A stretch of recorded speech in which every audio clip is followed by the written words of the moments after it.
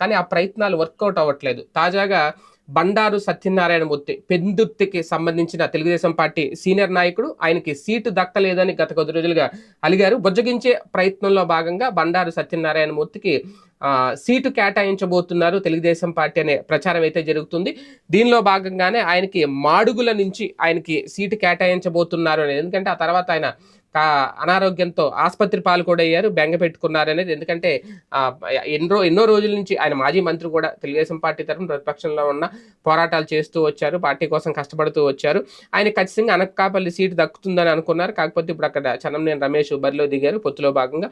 ఇటువంటి నేపథ్యంలో ఆయనకి ఎక్కడో చోట సీటు కేటాయించాలనే ఉద్దేశంతో మరోవైపు ఆల్రెడీ అన్ని సీట్లు ప్రకటించేశారు. కాకపోతే మళ్ళీ మార్పులు చేర్పులు మొదలవుతున్నాయి అనేది తెలుగుదేశం పార్టీలో చంద్రబాబు నాయుడు గారు నిర్ణయం తీసుకుంటారు. ఈ నేపథ్యంలోనే మాడుగులకు గత 5 ఏళ్లుగా ఇన్ఛార్జిగా ఉంటున్న పివిజి కుమార్ కూడా